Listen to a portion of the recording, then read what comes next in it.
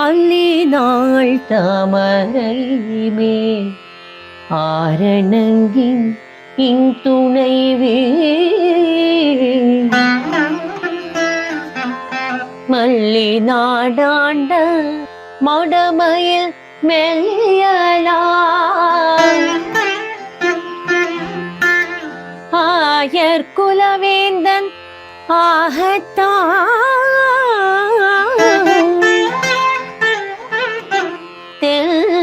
Puduvai wear பயந்த விளக்கு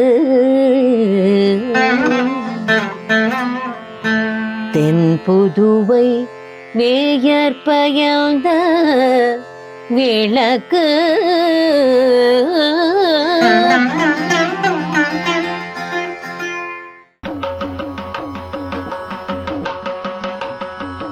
श्रीमत्यै विष्णुचित्तार्य मनोनन्दनहेतवे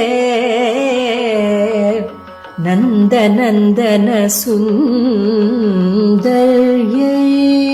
गोदायै नित्यमङ्गलम् गोदायै नित्यमङ्गलम्.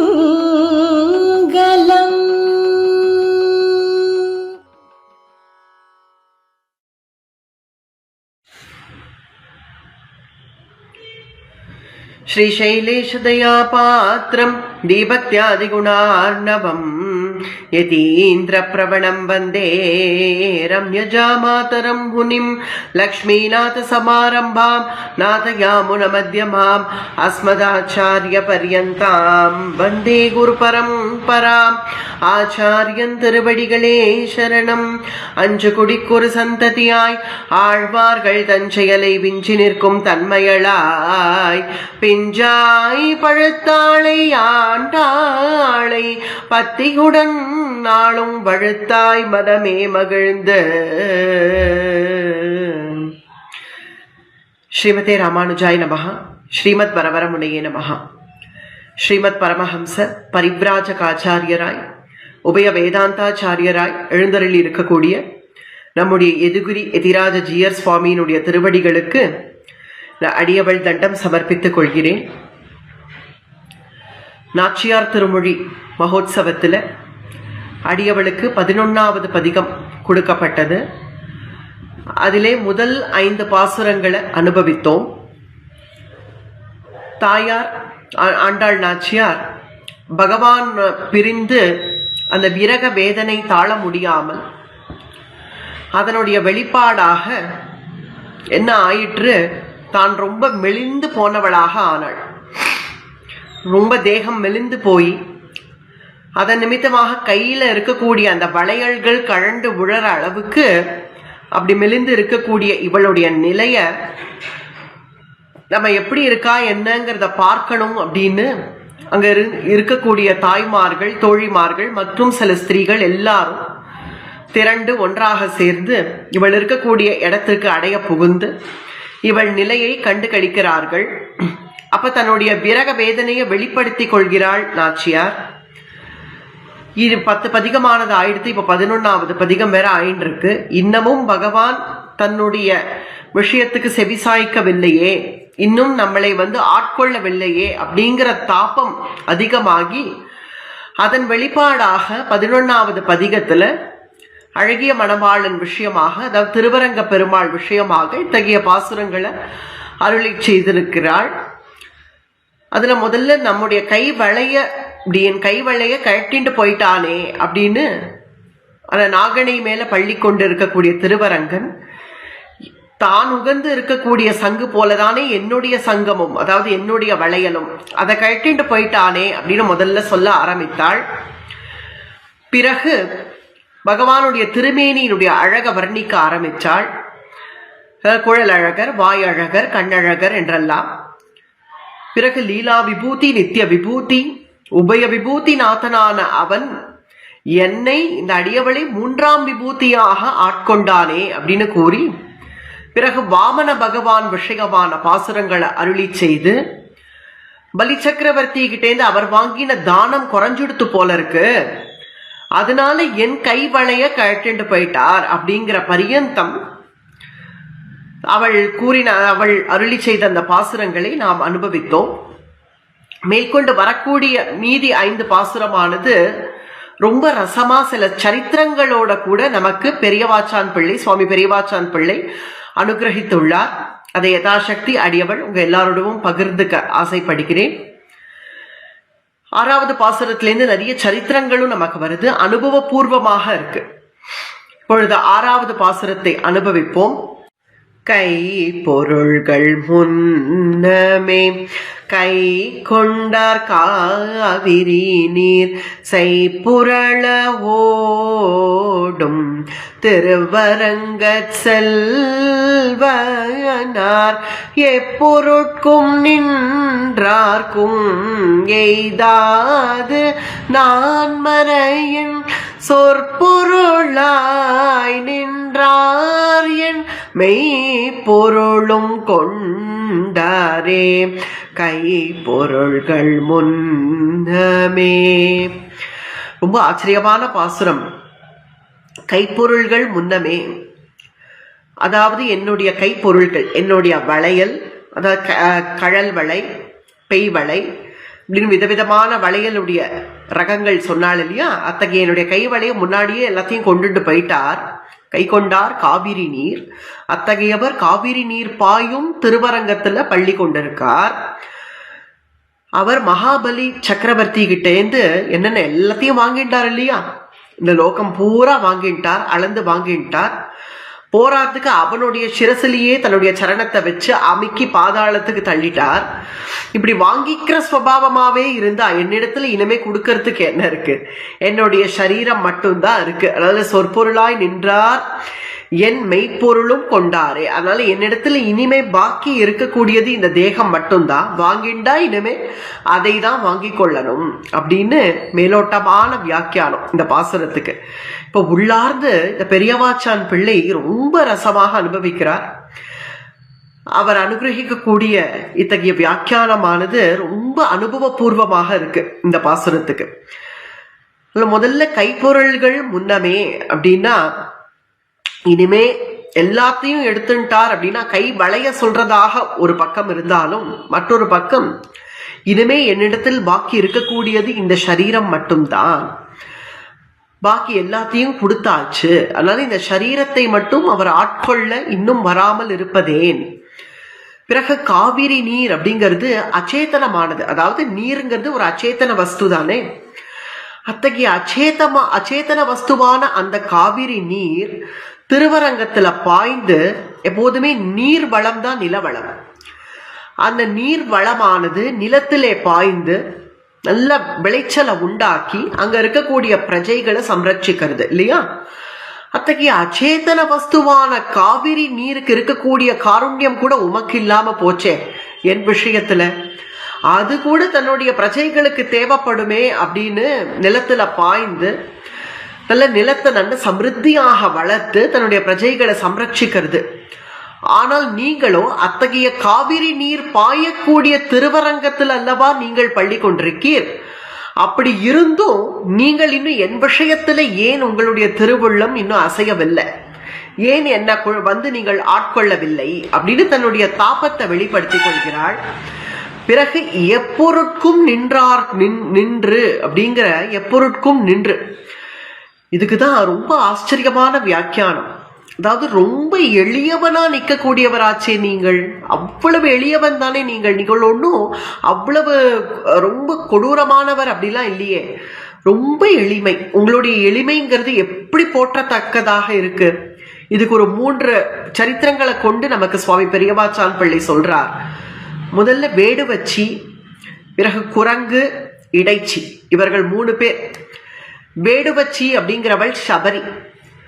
அந்த சபரியினுடைய கிரகம் எங்கே எங்கே எங்கேன்னு தேடியவாறு எவ்வளவு எளிமை. அந்த சபரி கிட்டக்க என்னென்ன பேசிய வார்த்தைகள், ராமபிரான் பேசிய வார்த்தைகள், அதுவும் எந்த கட்டத்துல சீதா பிராட்டியினுடைய அபகரணம் ஆயிடுத்து, சீதை எங்கே சீதை எங்கேன்னு வர வழியெல்லாம் தேடிட்டு வரார்.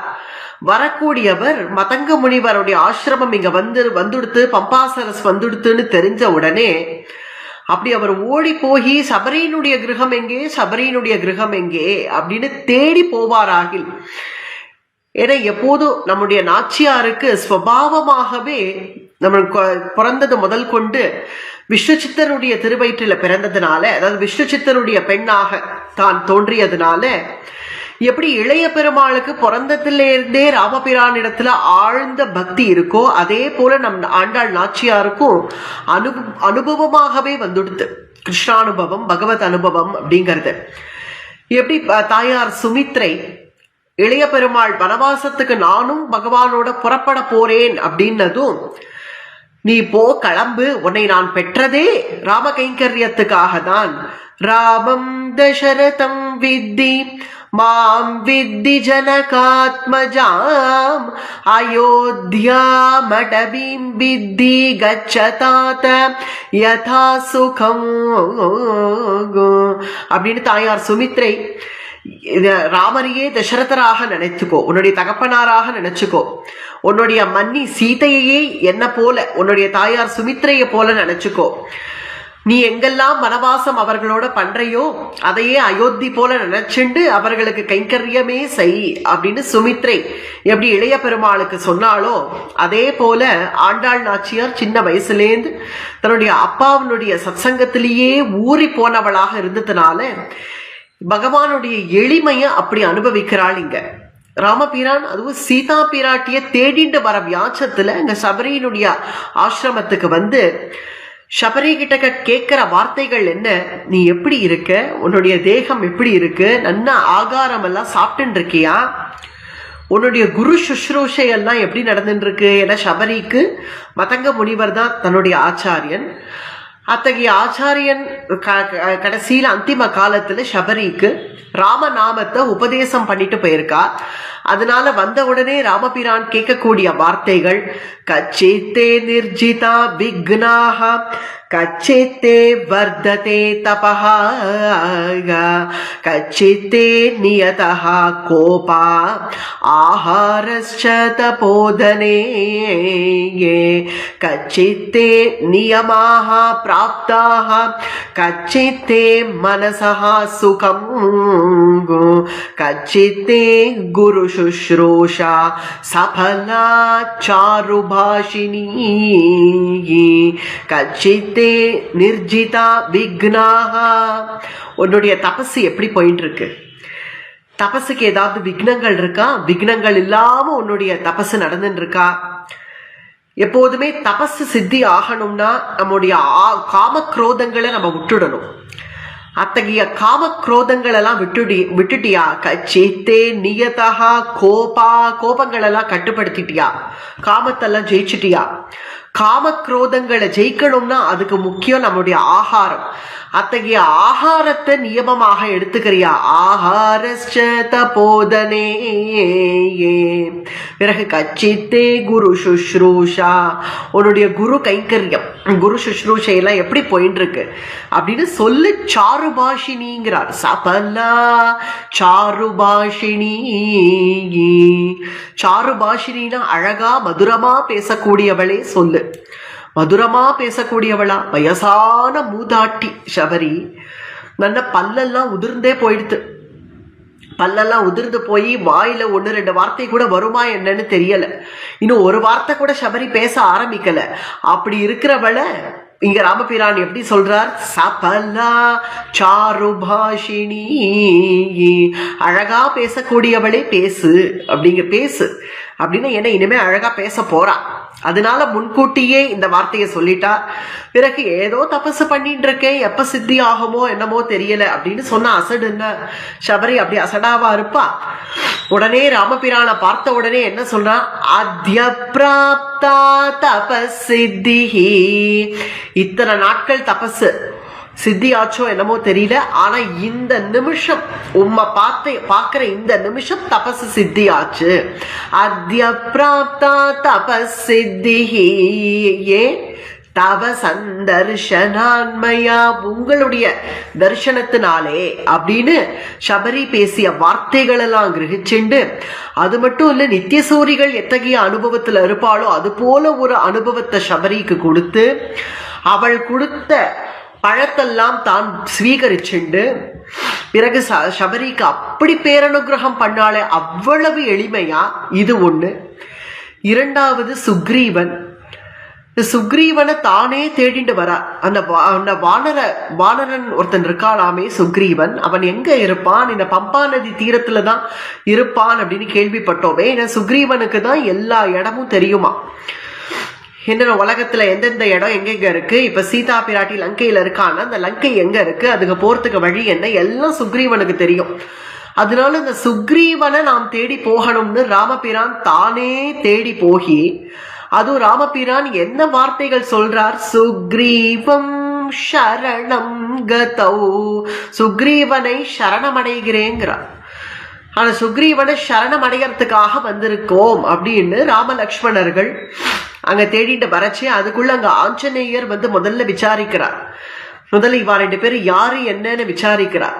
அப்படி விசாரிக்கிறச்சே இளைய பெருமாள் தான் சொல்றார், நாம யாரு அப்படிங்கறத சொல்றார். என்ன சொல்ற? ரொம்ப ஆச்சரியமான ஒரு ஸ்லோகம் இது வால்மீகி ராமாயணத்துல. லோகநாதஹ புரா பூத்வா சுக்ரீவம் நாதமிச்சதி. இது ஒரு பரீட்சை ஆஞ்சநேயருக்கு. லோகநாதஹா புரா பூத்வா, முன்பு ஒரு சமயம் லோகநாதரா இருந்தார் இவர். ராமபிரான சாமானியம் நினைச்சுக்காதீங்க, லோகநாதர். ஏன்னா அயோத்தியாதிபதி சக்கரவர்த்தி திருமகன் இல்லையா, அதனால லோகநாதரா இருந்தார். லோகநாதஹா புரா பூத்வா. இப்போ சுக்ரீவனை நாதனாக விரும்புகிறார். சுக்ரீவம் நாதமிச்சதி அப்படிங்கிறார். சுக்ரீவம் நாத்தமிச்சத்தின்னா இத பாதி ஒரு ஃபில் இன் த பிளாங்க்ஸ் சொல்றோம் இல்லையா, அது போல சுக்ரீவம் நாத்தம் டேஷ் இச்சதி, அங்க ஏதாவது ஒண்ணு ஃபில் பண்ணணும். அதாவது தமிழ சொல்லணும்னா சுக்ரீவனை நாதனாக விரும்புகிறார் அப்படின்னா சுக்ரீவனை நாதனாக டேஷ் விரும்புகிறார், இந்த கோடிட்ட இடத்தை நிரப்பணும். சுக்ரீவனை நாதனாக அடைய விரும்புகிறார் அப்படியா, இல்ல சுக்ரீவனை நாதனாக செய்ய விரும்புகிறார் அப்படியா? இதை இப்போ ஆஞ்சநேயர் கிட்ட விட்டுட்டார் இளைய பெருமாள். நீங்களே சொல்லுங்க, சுக்ரீவனை நாதனாக விரும்புகிறார், என்ன பண்ண விரும்புறார்? அடைய விரும்புறாரா இல்ல செய்ய விரும்புறாரா? அதை நீரே சொல்லுங்கள். லோகநாத இத உள்ளார்த்தம் பார்த்தோம்னா, லோகநாதா புரா பூத்துவான முன்பு ஒரு காலம் லோகநாதராக இருந்தார் அப்படி அர்த்தம் அல்ல. அது புராதனமான லோகநாதன், சர்வலோகேஸ்வரன், எப்போதும் லோகத்துக்கு அதிபதி. அத்தகைய புராதனமான லோகநாதன் லோகநாதா புரா பூத்வா இப்பொழுது சுக்ரீவம் நாதமிச்சதி, இப்ப சுக்ரீவனை நாதனாக செய்ய விரும்புகிறார். அவ்வளவு எளிமை. ஏன்னா சுக்ரீவனுக்கு ஒரு யசஸ் புகழ் லோகம் இருக்கிற வரைக்கும் சுக்ரீவனுடைய உதவியினால ராமபிரான் சீதா பிராட்டிய அடைந்தார் அப்படிங்கிற ஒரு பெரிய பெருமைய சுக்ரீவன் தலையில கட்டணும் அப்படிங்கிறதுக்காக வந்தார். அத்தகைய எளியவனாக அந்த வானரனுக்கு அனுகிரகித்தாரே, அததான் இங்க ஆண்டாள் நாச்சியார், இங்க பெரியவாச்சான் பிள்ளை, சுவாமி பெரியவாச்சான் பிள்ளை தன்னுடைய அனுபவத்துல அனுபவிக்கிறார். அத்தகைய எளியவனாக எப்பொருட்கும் நின்று. மற்றொன்று அந்த இடைச்சி யசோதா பிராட்டி கிட்டக்க அவள் நில்லு நான் நிக்கிறான், உட்காருனா உட்கார்றான், இந்த மரத்துக்கிட்ட நில்லு உன்னை கட்டி போட போறேன், உரல்ல நில்லு உன்னை கட்டி போட போறேன்னா கட்டுண்ண பண்ணி தன்னை அப்படியே கட்டுப்படுத்திக்கிறான். இல்ல யசோதை மட்டும் இல்ல, அங்க இருக்கக்கூடிய அத்தனை ஆட்சிமார்கள், அத்தனை கோபிகைகள், அங்க இருக்கக்கூடிய இடைச்சிகள் அத்தனை பேருக்கும் அவ்வளவு சுலபனாக நின்று எல்லாருக்கும் என்னென்னவோ வைபவங்கள் நடக்கிறது பிருந்தாவன கஷேத்திரத்துல. அங்க கண்ணபிரான் இருந்தப்போ அத்தகைய வைபவத்துக்கெல்லாம் என்ன ஒரே காரணம்? அவ்வளவு எளிமை அப்படிங்கிறது தானே ஒரே காரணம். அவ்வளவு எளிமையான என்னுடைய பிரபு திருவரங்கநாதன் இப்போ அவ்வளவு எளிமைதானே, அவ்வளவுதானே. அப்ப ரொம்ப ரொம்ப சாதாரணமா உன்னுடைய பெருமாள் அப்படின்னு கேட்டா ஆர்க்கும் எய்தாது, அப்படி யாருக்கும் எட்டாதவன், அவ்வளவு சுலபமாலாம் அடைஞ்சிட முடியாது. அவனுடைய சௌலபிய விசேஷத்தினால இவ்வளவு எளியவனா அந்த மேடு வச்சிக்கு அனுகிரகம் பண்ணதோ, அந்த குரங்குக்கு அந்த வானரத்துக்கு அனுகிரகம் பண்ணதோ, இடைச்சிகளுக்கு அனுகிரகம் பண்ணதோ எல்லாம் அவனுடைய சௌலபிய விசேஷமே தவிர அவன் ஆர்க்கும் எய்தாது, எல்லாருக்கும் அப்பாற்பட்டவன். அவ்வளவு சுலபமா கிடைச்சிட மாட்டான். சமஸ்த தேவதைகளும் 33 கோடி தேவதைகளும் தவம் கடக்கிறார்கள். கண்ணபிரானுடைய ஸ்பரிசம் தனக்கு கிடைக்காதான் தவம் கடக்கிறார்கள். அவர்கள் யாருக்குமே எட்டாதவன் நான்மறையின் சொற்பொருளாய் நின்றார். அதாவது 4 வேதங்கள், அதாவது வேதம் மறைனாலே வேதம், வேதங்கள்ல என்னென்ன மந்திரங்கள் சொல்றோமோ அது அத்தனைக்கும் ஒரே அர்த்தமாக தானே நிற்கிறார். அவர் என் மெய்ப்பொருளும் கொண்டாரே. அத்தகையவர் என்னுடைய என் மெய்ப்பொருளும் கொண்டாரே அப்படின்னா வேதத்துல சொல்லக்கூடிய அந்த எம்பெருமானானவர் இப்ப என்னுடைய ஆத்மாவையும் கொள்ளை கொண்டார். நமக்கு அந்தர்யாமியா இருக்கார். நம்முடைய விசிஷ்டாத்வைத சித்தாந்தத்துல நம்ம இது ஒரு சரீரம், பஞ்சபூதங்களால் ஆக்கப்பட்ட இந்த சரீரம், இந்த சரீரத்துக்குள்ளே ஆத்மா, அந்த ஆத்மாக்கும் அந்தர்யாமியாக நமக்கு பகவான் இருக்கார் அப்படிங்கிறது தான் ஐதீகம். அத்தகைய என்னை ஆட்கொண்டாரே, என் மெய்ப்பொருளும் கொண்டாரே அப்படின்னா என்னையும் ஆட்கொண்டார். அது எப்படி அவ்வளவு சௌலபியனாக இருந்தவர், ஆனா யாருக்கும் எட்டாம இருக்கக்கூடியவர் இப்ப என்னுடைய உள்ளத்தை கவர்ந்தார், என்னுடைய தேகத்தையும் ஆட்கொண்டார், என்னுடைய ஆத்மாவையும் ஆட்கொண்டார் அப்படின்னு இது திருமாலை ஆண்டான். அது எம்பெருமானுக்கே ஆச்சாரியனானவர் திருமாலை ஆண்டான். அவர் என்ன நினைக்கிறாராம், இந்த தேகத்தை கூட ஒரு பட்சமா பார்த்தா விரும்புறேன் அப்படிங்கிறார். ஏன் விரும்புறேன் அப்படின்னா, ஏன்னா ஆளவந்தாரனுடைய திருவடி சம்பந்தம் அப்படிங்கிறது எப்படி நமக்கு கிடைக்கிறது? இந்த தேகம் இருக்கிறதுனால தானே கிடைக்கிறது. இந்த தேகம் இருக்கிறதுனால தானே ஓடி போய் அவருடைய சரணத்தை பிடிச்சுக்க முடியறது. அத்தகைய இந்த தேகத்தையும் விரும்புறேன் அப்படின்னு அவர் சொல்றார் திருமாலை ஆண்டார். அவர் சொல்லுவது போல இங்க பகவான் நம்முடைய திருமேனிய விரும்புறார் அப்படிங்கிறார். இப்ப ஆண்டாள் நாச்சியாருடைய திருமேனிய பகவான் விரும்புறார். அதனால என் மெய்ப்பொருளும் கொண்டாரே. ஏன்னா என்னுடைய திருமேனிய நான் எப்படி அவருடைய திருமேனிய அவ்வளவு ஆசையா விரும்புறேனோ அதே போல அவரும் என்னுடைய திருமேனியை விரும்புறார் போல இருக்கே. ஏன்னா பகவான் தன்னுடைய அடியார்களுடைய திருமேனிய விரும்புறார். ஏன்னா நம்மாழ்வாரையே அவர் திருமேனியில அவ்வளவு ஆசைப்பட்டுதான் அப்படியே பரமபதத்துக்கு கொண்டு போயிடணும் அப்படின்னு நினைக்கிறார் இல்லையா? அது போல ஸ்ரீ ராமாயணத்திலேயுமே குஹசக்கிய கட்டம் ரொம்ப ஆச்சரியமான ஒரு கட்டம். அந்த கட்டத்தும் போது குஹனுடைய முதுகுல ஒரு குத்து விடுறாராம். குத்து விட்டு நல்ல முஷ்டியா இருக்கியே, நன்னா இருக்கியே அப்படின்னு குஹனை ஊக்குவிக்கிறார். ஏன்னா தன்னுடைய அடியவர்களுடைய திருமேனியில கூட அவ்வளவு ஆசை கொண்ட எம்பெருமான் அப்படிங்கிறத காட்டும் விதமாக சொற்பொருளாய் நின்றார் என் மெய் பொருளும் கொண்டாரே அப்படின்னு சொல்லும்படியாக ஆச்சரியமாக அமையிறது இந்த 6வது பாசுரம். இப்போது 7வது பாசுரத்தை அனுபவிப்போம்.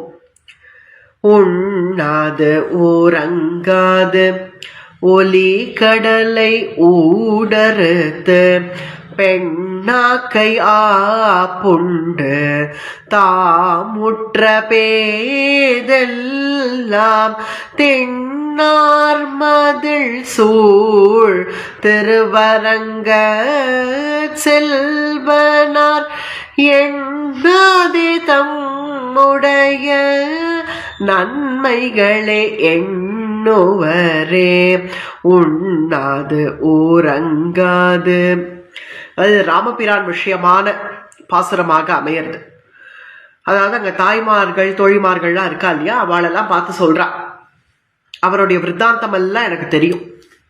எனக்கு நல்லா தெரியும் அவர் எப்படிலாம் விரக வேதனை அனுபவிச்சார், எப்படிலாம் அவர் தவிச்சார், அழுதார், எங்கெல்லாம் போய் நின்னார் எல்லாம் எனக்கு தெரியும். காட்டுல நடுவுல போய் நின்னார். நடுவுல போய் நின்று, ஹே மரமே சீத்தைய கண்டியா, ஹே மட்டையே சீத்தைய கண்டியா, அங்க இருக்கக்கூடிய காத்தெல்லாம் பார்த்து கேட்கிற, ஹே மானே சீத்தைய கண்டியா, காற்றே நீ கண்டியா, நீ கண்டையான ஒவ்வொருத்தரையும் கேட்கிறாரு. அவ்வளவு விரக வேதனையை தான் அனுபவிச்சாரு, அது எனக்கு தெரியுமே. ஏன்னா அப்ப அந்த அவதாரத்துல அவ்வளவு ஒரு விரகம், அந்த தன் நாயகிய பிரிஞ்சு அவளை எப்படியாவது அடைஞ்சுடறமே அப்படிங்கிற தாபம் சூரியனிடத்துல எல்லாம் பேசுறார். திடீர்னு பார்த்து, இப்படி என்னுடைய நாயகி அருமையான என் சீதைய நான் இப்படி கைவிட்டுட்டேனே, பறி கொடுத்துட்டேனே, அவளை நான் இனி எங்க போய் தேடுவேன், ஹே சூரிய தேவா நீயாவது சொல்லேங்கிறார். ஆதித்ய போ லோக கிருதா கிருதஜ்ஞா லோகஸ்ய சத்யா நிருத கர்ம சாட்சின், நிருத கர்ம சாட்சின், லோகத்துல அவரவர்கள் செய்யக்கூடிய அத்தனை கர்மாக்கும் சாட்சியா இருக்கியே, ஹே சூர்யா என்னுடைய பிரியமான சீதை எங்க, மம பிரியாசா க்வகதா ஹ்ருதா வா ஷம்சஸ்வமே ஷோகஹதஸ்ய சர்வம், நீ மம பிரியாவும் மம பிரியாசா என்னுடைய பிரியமான சீதை எங்க இருக்கா, அவள் இருக்கக்கூடிய இடத்தை எனக்கு காட்டி கொடு அப்படின்னு விரக்ஷாத் விரக்ஷம் விரக்ஷாத் விரக்ஷம் ஓடினாரு. ஓடி போய் அந்த தாபமானது எந்த எல்லைக்கு போயிடுத்து, தன்னுடைய சகோதரனாக இருக்கக்கூடிய இளைய பெருமாள்கிட்ட வந்து தான் படக்கூடிய துன்பத்தை வெளிப்படுத்திக்கும் விதமாக அப்படி ஒண்ணு சாப்பிட்றது இல்லை, தூங்கறது இல்லை, உண்ணாது உறங்காது. ஆனா பிராட்டியினுடைய விரகம் தாங்க முடியாம மனஸ்தாபி வைதேகிம் சிந்தையாமாச ராகவகா, அப்படி மனசுல அந்த வைதேகிய நினைச்சு அவர் பட்ட பாடு அதெல்லாம் எனக்கு தெரியாதோ அப்படின்னு நினைக்கிறாங்க ஆண்டாள் நாச்சியார். உண்ணாது ஊரங்காது, அப்படி ஒரு சின்ன ஆகாரம் வாயில படுத்து போட்டுக்கல, தன்னுடைய சரீர யாத்திரையாவது பார்த்துக்கணுமே, நடத்திக்கணுமே, அப்படின்னு தன் திருமேனியை கவனிச்சுக்கணுமே அப்படின்னு கூட அவர் யோசிச்சுக்கல. உண்ணாது உறங்காது அந்த கிஷ்கிந்தை குகைக்குள்ள போய் உட்காந்து வருஷா காலம் பூரா, அதுவும் அந்த வருஷா காலம் எப்படி இருக்கும், ஜோன அருவி, எங்க பார்த்தாலும் அருவி கொட்டுறது, ரிஷமூக்க மலை, அது பகல்லே இருட்டு போல இருக்கும் குகைக்குள்ள. அந்த குகைக்குள்ள தூங்காம உட்காந்து தப்பி தவறி யாராவது வந்தா, ஆஞ்சநேயரோ அல்லது இளைய பெருமாளோ லக்ஷ்மணரோ வந்து கொஞ்சம் பழம் சாப்பிடலாமே, பழம் ஸ்வீகரிச்சுக்கலாமே அப்படின்னு கொண்டு கொடுத்தா கூட சீதே அப்படின்னு அப்படியே தியானஸ்தரா இருக்கார். சரி கொஞ்சம் அண்ணா எழுதுக்கோங்க, கொஞ்சம் தீர்த்தமாவது அருந்துங்கள் அப்படின்னு கொண்டு கொடுத்தாலும் சீதே, சரி நாழி ஆயிடுத்து கொஞ்சம் படுத்துட்டு விசிராந்தியாவது எடுங்கள் அப்படின்னு சீதே, உண்ணாது ஊரங்காது. அது மட்டுமா, அது ஜோ ஜோ ஜோன்னு சப்தம் கொடுக்கக்கூடிய அந்த கடல், ஒலி கடலை ஊடறுத்து, அந்த ஒலி கடலை ஊடறுத்து, அதாவது நடுவுல போய் அறுத்துன்னு அர்த்தம். அக்னியாஸ்திரம் போட்டு அந்த ஒலி கடலை அப்படி அறுத்து அதை ரெண்டாக பிளந்து, ஒலி கடலை ஊடறுத்து, ஊடறுத்துன்னு நடுவுல போய் அறுத்து, ஊடையில் அப்படின்னு சொல்லுவா. ஊடையிலன்னா நடுவுல, அந்த ஒலி கடலை நடுவுல போய் அறுத்து, அதுவும் எப்படி அந்த கடலை அறுக்கணும் அப்படின்னா, அங்க விபீஷணன் வந்து என்ன சொல்றான், விபீஷணன் அந்த ராட்சசனை தன் குருவாக ஏத்துட்டு அந்த விபீஷணன் சொல்றான், இந்த சமுத்திரராஜனை சரணாகதி பண்ணுங்கோங்கிறான். சரணாகதி பண்ணுங்க, ஏன்னா நீங்கள் ராஜா இல்லையா, சமுத்திர ராஜா ஒரு ராஜா, நீங்கள் ஒரு ராஜா, ராஜாவுக்கு ராஜா உதவி பண்ண போறார். ஏன்னா விபீஷணனுக்கு என்ன எண்ணம், தான் எப்படி இப்ப சரணாகதி பண்ணி நம்மள பகவான் ஏத்துன்னு இருக்காரோ அதே போல யாரு சரணாகதி பண்ணாலும் பலிச்சிடும் அப்படின்னு நினைச்சதுனால, சமுத்திரம் ராகவோ ராஜா சரணம் கந்துமர்ஹதி, அந்த சமுத்திரராஜனை சரணமடையுங்கள் அப்படிங்கிறார். சரி பண்றேங்கிறார். அதையும் என்னடாப்பா அப்படின்னு ஒரு வார்த்தை கேட்க வேண்டாமோ, ஆனாலும் சரி பண்றேன் அப்படின்னு உட்காந்துட்டார். உட்காந்து அந்த சமுத்திரராஜனை சரணாகதி பண்ணி அது தர்பசயனம் இருந்து, அதற்கு பிறகும் கடலரசன் வராம ஒன்னு தன்னுடைய தனுசை எடுத்துட்டு சமுத்திரம் சோஷயிஷ்யாமி, இந்த சமுத்திரத்தை மொத்தத்தையும் வத்தடிச்சிடுறேன் அப்படின்னு சொல்லும்படியாக ஆவேசம் வந்து, ஏன்னா சரணாகதிங்கிறது சரண்யன் பண்ணா பலிக்காது. ஏன்னா அவன் சரண்யன், அவனுக்கு சரணாகதி பண்ணுன்னு கத்து கொடுத்தா கூட வருமோ சரண்யனுக்கு? அவன் தான் பகவான் ஆச்சே. அப்படி இருந்தும் தன்னுடைய விபீஷணன் சொல்லிட்டானே அப்படிங்கிற ஒரு வார்த்தைக்காக அதை கேட்டு அதுக்கு கட்டுப்பட்டு அதில் உட்காந்து அந்த கடலை ஊடறுத்து, அந்த கடலை அப்படி அறுத்து அதுல சேத்து பந்தனம் எல்லாம் பண்ணி, அதுல எப்படி ஒரு பக்கம் வானரர்கள்லாம் மலையை தூக்குறா, குரங்குகள் மலையை நூக்க குளித்து தான் புரண்டிட்டோடி தரங்க நீர் அடைக்கலுற்ற சலமிலா அணிலும் போலேன் மரங்கள் போல் வலிய நெஞ்ச வஞ்சனேன் நெஞ்சு தன்னால் அரங்கனார்க்கு ஆட்செய்யாதே அழியத்தேன் அயர்கின்றேனே. தொண்டரடிப்பொடி ஆழ்வார் அனுபவிக்கிறார். குரங்குகள் மலையை நூக்க, ஒரு பக்கம் பார்த்தா குரங்குகள் அப்படி மலையை கொண்டு வந்து அப்படி தூக்கிறது, அதுக்கு நடுவுல ஒரு சின்ன குட்டி அணில் பார்த்துதான், அந்த அணில் பார்த்து நாமும் பகவானுக்கு கைங்கரியம் பண்ணலாமே அப்படின்னு குளித்து தாம் புரண்டிட்டோடி அதனுடைய சின்ன சின்ன குஞ்சு கையால எவ்வளவு மண்ணு கொண்டு வந்து எப்படி கொட்ட முடியும்? இவாள்லாம் வானரர்கள்லாம் ஒரு பக்கம் கல்ல அடுக்கிறா, தாம் மண் அடிக்கலாம் அப்படின்னு தோன்றது. தனக்கு சின்ன சின்ன கையால எவ்வளவு மண்ணை கொண்டு வந்து அதால போட முடியும்? அதனால என்ன பண்ணிட்டு தான் போய் முதல்ல சமுத்திரத்துல குளிச்சு தான் மணல்ல நல்லா புரண்டு தான் தேகம் பூரா மணல்ல எடுத்துட்டு போய் அங்க போய் உதிர்க்கிறதான். அந்த ரெண்டு பாறைக்கு நடுவுல போய் அங்க உதிர்க்கிறதா. குளித்து தாம் புரண்டிட்டோடி, ஆனால் அங்க கடலோ எப்படி இருக்கு? ஜோ ஜோ ஜோன்னு அலை அடிக்கிற கடல். தரங்க நீர் அடைக்கலுற்ற, அப்படி தரங்க நீரா இருக்கக்கூடிய அந்த சமுத்திரத்திலையும் உனக்கு கைங்கரியம் பண்ணணும்னு ஒரு ஜீவன் ஓடி வருதே. சலமிலா அணிலும் போலேன், சலமிலா அணிலும் போலேன். அத்தகைய அணிலும் வந்து உதவி பண்ணி, அத்தகைய குரங்குகள்லாம் மலையை போட்டு மலையை நூக்க அப்படி சேத்து பந்தனம் பண்ணி, எதுக்காக? உன்னுடைய நாயகி சீதைக்காக, அவளுக்காக இவ்வளவெல்லாம் சிரமப்பட்ட சிரமம் எனக்கு தெரியாதா? உண்ணாது ஊரங்காது ஒலி கடலை ஊடறுத்து பெண்ணாக்கை ஆப்புண்டுனா அதாவது பெண், அந்த சீதா பிராட்டியினுடைய தேகத்து மேல அவ்வளவு ஆசை கொண்டவனாக, சீதா பிராட்டியினுடைய திருமேனி மேல அவ்வளவு ஆசை, அவ்வளவு பரிவு. எப்போ தான் என்ன சாப்பிட்றார் ராமபிரான் வனவாசம் பூரா என்ன உண்டார் அப்படின்னு பார்த்தா, சீதா பிராட்டியினுடைய அந்த கண் வீச்சு, அந்த கண் பார்வையே அருந்தினார். அத்தகைய சீதா பிராட்டியினுடைய கண் திருஷ்டி இப்ப நம்ம மேல விழலியே அப்படின்னு தாப்பப்பட்டு அந்த சீதையாகி அந்த கொடி ராமபிரான கட்டி போட்டுட்டாளே. பெண்ணாக்கை புண்டு தாமுற்ற பேதெல்லாம் தான் எவ்வளவு தூரம் இறங்கி போனாருங்கிற விஷயம் எல்லாம் எனக்கு தெரியாதோ. அந்த பக்கம் பார்த்தா சுக்ரீவனை சரணமடைகிறார், அங்க கடலரசனை சரணமடைகிறார், விபீஷணனை தன் குருவா ஏத்துட்டு அவன் சொல்றதெல்லாம் கேட்டுக்கிறார், அவன் சொன்னதை செய்யறார், சேத்து பந்தனம் பண்றார்.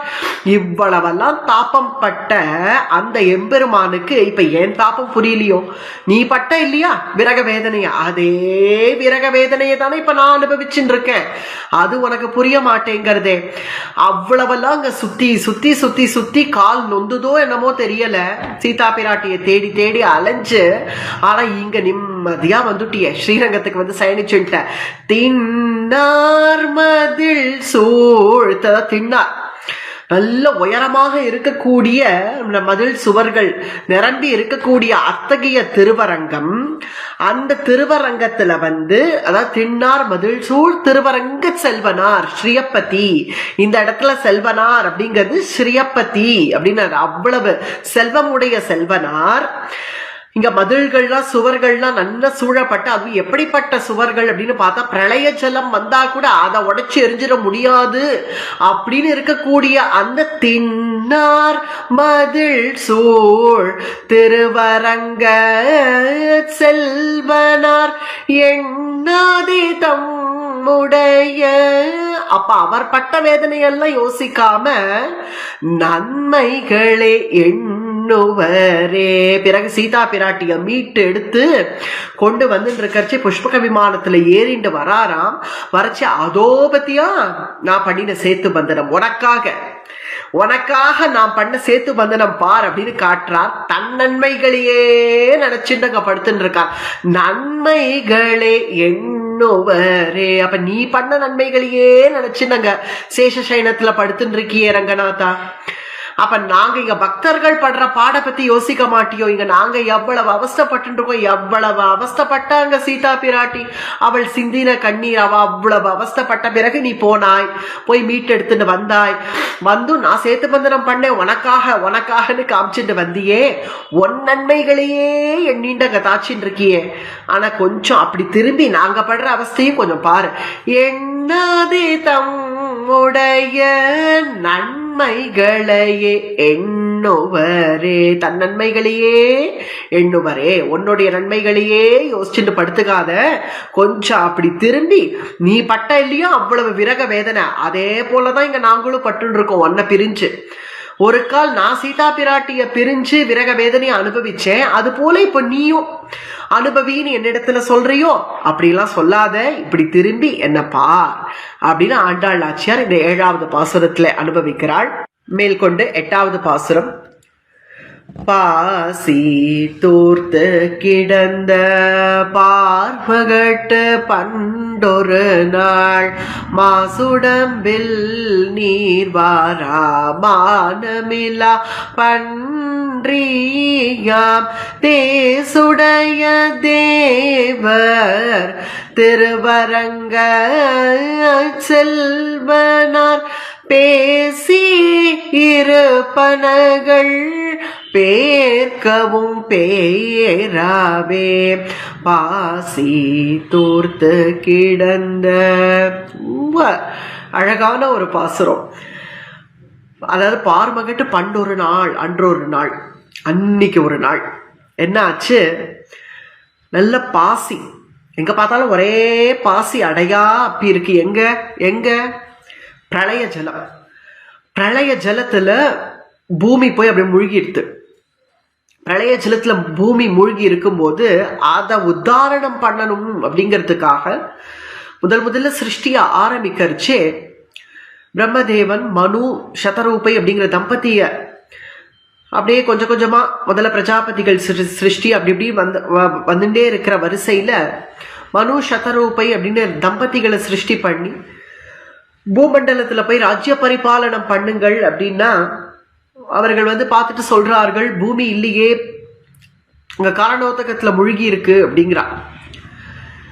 இல்ல இப்ப ஸ்வேத வராகனாக யக்ஞ வராகனாக அது பகவான் அதை உத்தாரணம் பண்றான். அதுதான் ஸ்வேத வராக கல்பம் அப்படின்னு சொல்றோம். வராக சரித்திரம் 2 விதமாவும் கேள்விப்படுவோம். ஒண்ணு, முதல்ல சிருஷ்டி ஆரம்பிக்கிறச்சேவே பிரளயத்துல மூழ்கி கிடக்கக்கூடிய பூமி பிராட்டிய உத்தாரணம் பண்ணது ஒரு பக்கம். மற்றொரு பக்கம் இரண்யாக்ஷன் பூமியை கொண்டு போய் பிரளய ஜலத்துக்குள்ள முழுக்கி வச்சு அதை பகவான் உத்தாரணம் பண்ணதாகவும் அனுபவிக்கிறோம். இங்க ஸ்வேத வராகனாக யக்ஞ வராகனாக பகவான் அப்படி பாக்கறச்சே நான் ரொம்ப நாட்கள் ஆயிடுத்துன்னா பாசி அப்படியே பதிஞ்சிடும். அடிக்கடி உபயோகப்படுத்தின்னு இருந்தா அவ்வளவு பாசி படியாது. நல்ல படிக்கட்டெல்லாம் கட்டி அங்க போய் நம்ம இறங்கி ஒரு குளத்துலயோ ஒரு நதியிலையோ அங்க போய் இறங்கி நம்ம ஸ்நானம் எல்லாம் பண்ணி அடிக்கடி ஜனங்களுடைய நடமாட்டம் இருக்கு, அவரவர்கள் வந்து போயின்னு இருக்கார்கள். அப்படி இருந்தா பாசி எல்லாம் படியாது. ஆனால் இப்போ இங்க ரொம்ப நாட்களாக அப்படி மூழ்கி இருந்ததுனால அப்படி பூமி பிராட்டி மேல, அதாவது பூமாதேவி மேல, பூமி மேல பாசி எல்லாம் அப்படி அடையா அப்பி கடக்க பாசி தூர்த்து கிடந்த பார்மகட்டு பண்டொரு நாள். அன்னைக்கு ஒரு நாள் பார்த்தாராம். பார்த்து இப்படி பூமி பிராட்டி மேல அப்படி பாசி படிஞ்சிருக்கே, நம்ம இப்படி ஜாம் ஜாம் ஜாம்னு நல்ல திவ்ய பீதாம்பரம் தாரியாக வைஜெயந்தி மாலை ஆட மகர குண்டலங்களோட கூட இப்படி நம் சர்வாலங்கார பூஷித்தனா நம்ம போய் நின்னா நம்முடைய நாயகி பூமி என்ன நினைச்சுப்பா அப்படின்னு மனசுல நினைச்சார் போலும். அதனால என்ன ஆச்சு, மாசுடம்பில் நீர் வாரா, ஒரே சேரு, உடம்பு பூரா ஒரே சேரு சகதி எல்லாத்தையும் போட்டு அப்படி இறைச்சது படியாக மாசுடம்பில் நீர் வாரா, அப்படி அந்த சேத்துலேருந்து அப்படியே நீர் ஒழுகிறதாம். நீர் வாரா மானமிலா பன்றியாம், மானமிலா பன்றியாம், அப்படி ஒரு வராகமூர்த்தியாக ஒரு அவதாரமா தன்னுடைய நாயகிக்காக. அதாவது இங்க சுவாமி பெரியவாச்சான் பிள்ளை ரொம்ப ரசமா அனுபவிக்கிறார். என்னன்னு பார்த்தா, ஒரு நாயக்கன் இருக்கான்னா என்னைக்குமே அந்த ஒரு நாயக்கி கொஞ்சம் ஒரு உடம்பு முடியாம இருக்கான்னு வச்சுப்போமே, உடம்பு முடியாம அவள் கஷ்டப்பட்டு இருக்கான்னா அந்த சமயத்துல இந்த நாயக்கன் தான் அலங்காரம் எல்லாம் பண்ணிட்டு ஆடை அலங்காரம் பூஷணம் எல்லாம் தரிச்சுண்டு அந்த நாயக்கி எதிரில் போய் நிற்க மாட்டான். அவளுக்கு ஏத்தா போல தானும் தன் அழுக்காவே போய் நிற்பான். அப்பதான் அவள் சங்கடப்படக்கூடாதுங்கிறதுக்காக. அது போல உத்தம நாயகன் புருஷோத்தமனா இருக்கக்கூடிய பகவான் தன்னுடைய நாயகியான பூமி பிராட்டி நம்ம இப்படி இருக்கோமே, இவர் நன்னா இப்படி வந்திருக்காரே, ஜாம் ஜாம்னு வந்திருக்காரேன்னு நினைச்சிடக்கூடாதேங்கிறதுக்காக தன் உடம்புல அவ்வளவு சேரும் சகதியும் படிஞ்சவனாக மாசுடம்பில் நீர் வாரா மானமிலா பன்றியாம், அப்படி ஒரு லெஜ்ஜையை விட்டு, ஏன்னா பன்றிக்கு என்னைக்குமே லெஜ்ஜையெல்லாம் கிடையாது. ஐயோ நம்ம உடம்புல சேரு இருக்கே அப்படின்னு எந்த பன்றியாவது யோசிக்கிறதோ, அதனால அது யோசிக்காத ஒரு சிருஷ்டியா இருக்கிறதுனால, ஒரு ஜந்துவா இருக்கிறதுனால அத்தகைய ரூபத்தை தரிச்சுண்டியேப்பா மானமிலா பன்றியாம். யாருக்காக? தன்னுடைய நாயகிக்காக, தன்னுடைய பூமி பிராட்டிக்காக. அப்படி ஒரு தேகத்தை தரிச்சுட்டு அன்னைக்கு வந்தியே, அப்படி ஒரு திருமேனியோட கூட அன்னைக்கு வந்தியே, உன்னை பார்த்த உடனே பன்னி கூட்டங்கள்லாம் வந்து மூந்து பார்த்துதான், மூந்து பார்த்து இது நம்முடைய இனம்தான் அப்படின்னு அதுகள்லாம் பார்த்து ஆமாம் இது நம்ம போல இதுவும் ஒரு பன்னிதான்னு நினைச்சிட்டு போற அளவுக்கு இறங்கி வந்தாயே. மானமிலா பன்றியாம்ங்கிறதுக்கு இங்க ஒரு விதமான வியாக்கியானம்.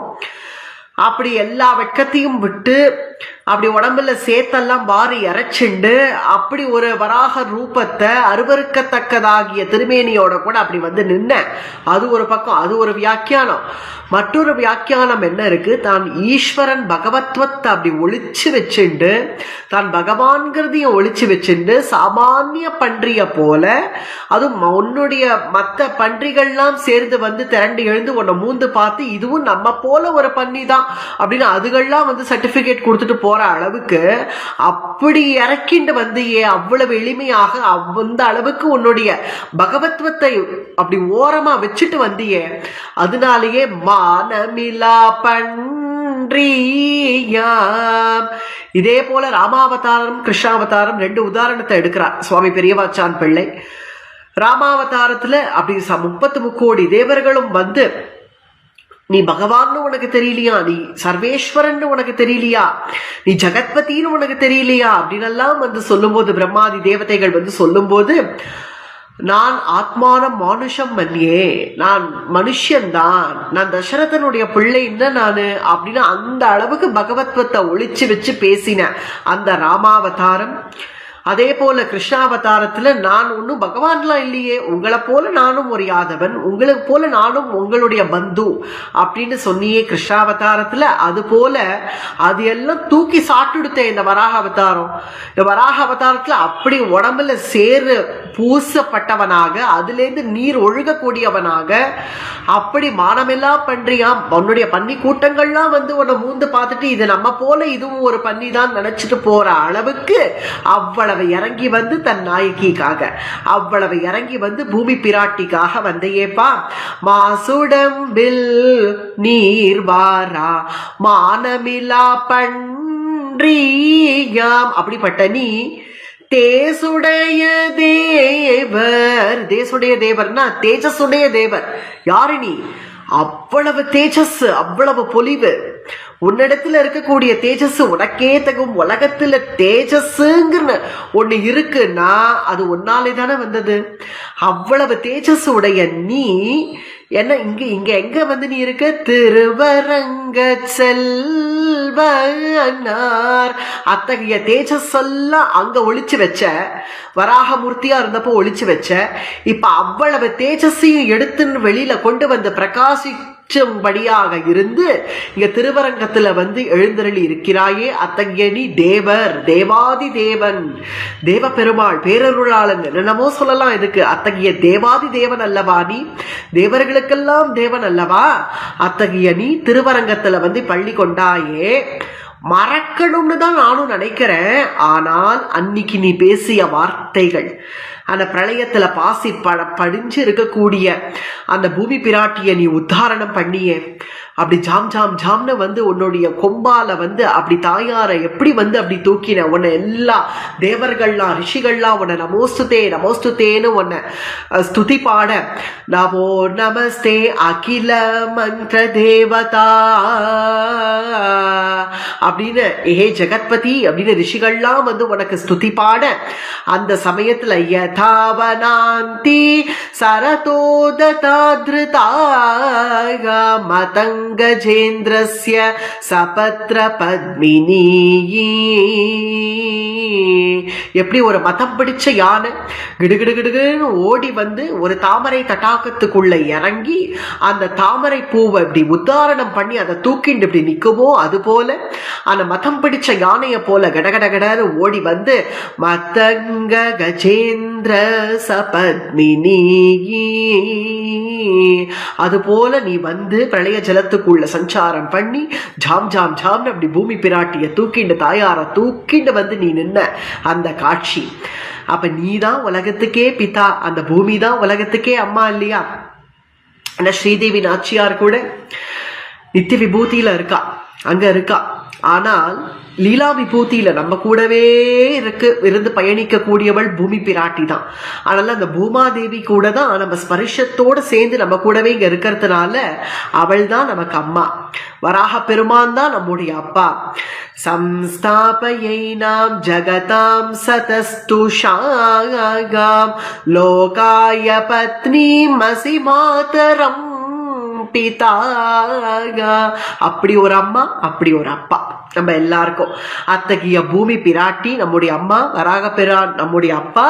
அந்த அப்பா என்னெல்லாம் வார்த்தை பேசினா நம்ம அம்மாவை பார்த்து, நம்ம அம்மாவுக்கு அவ்வளவு கருணை, காருண்யம், பொறுமை, நம்ம பண்ணக்கூடிய எல்லாத்தையும் பொறுத்துட்டு இருக்கக்கூடிய அந்த பூமி பிராட்டி நம்மளுடைய அந்த மணாளனை பார்த்து, நம்மளுடைய நாயக்கனை பார்த்து கேட்கிறாள், இவ்வளவு நம் குழந்தைகள் எல்லாம் பார்த்தேளா?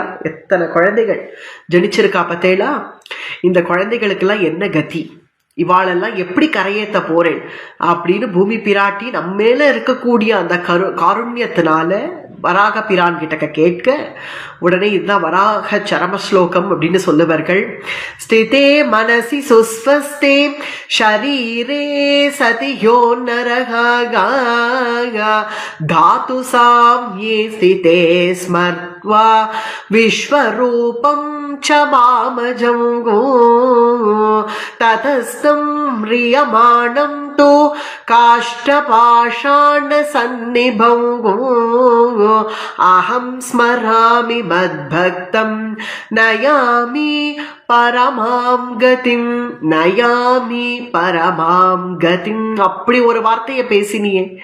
தன்னுடைய ஜீவ திசையில இருக்கிற காலத்துல எந்த ஒரு ஜீவன் சதா நித்தியம் எம்பெருமானுடைய ஸ்மரணையிலேயே இருக்கோ, கண்ணுன்னு ஒன்று இருந்தா எம்பெருமானையே திவ்ய கஷேத்திரங்களுக்கு போய் கண்டு கழிச்சு, காதுன்னு ஒன்று இருந்தா பகவத் குணங்களையே கேட்டு, நாக்குன்னு ஒன்று இருந்தா பகவன் நாமாவையே சொல்லி இத்தகைய அருளி செயலை எப்போதும் அனுசந்தானம் பண்ணிக்கொண்டே இருந்து, மூக்குன்னு ஒன்று இருந்தா பகவத் பிரசாதத்தையே முகர்ந்து, கையின்னு ஒன்று இருந்தா அடியார்களுக்கு தொண்டு செய்து, காலுன்னு ஒன்று இருந்தா திவ்ய தேசங்களுக்கு ஓடி ஓடி சென்று, இப்படி ஒரு ஜீவன் இருந்துட்டுனா வாழ்ந்துடுத்துனா, அப்படி ஆச்சாரிய சம்பந்தத்தோட பகவத் பிரபத்தி பண்ணிடுத்துனா, அது அந்திம காலத்துல காஷ்ட பாஷான் சந்நிபம் அப்படியே தன்னுடைய கஷ்டங்களோட கூட அந்திம காலத்துல அந்த தேகம் அப்படியே இட்டபடி கடக்க, அந்த சமயத்துல அவன் கை நன்னா இருந்த காலத்துல அடியார்களுக்கு தொண்டு செய்தானே, கால் நன்னா இருந்த காலத்துல திவ்ய தேசங்களுக்கு ஓடி ஓடி வருவனே,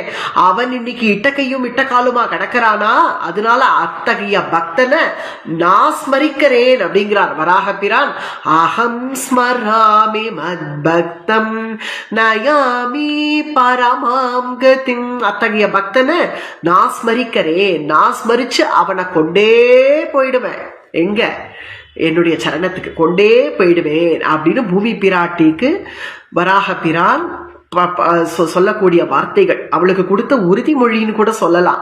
அத்தகைய பகவான் பேசின வார்த்தைகள், அததான் இங்க ஆண்டாள் நாச்சியார் சொல்றார். பேசி இருப்பனகள் பேர்க்கவும் பேராவே.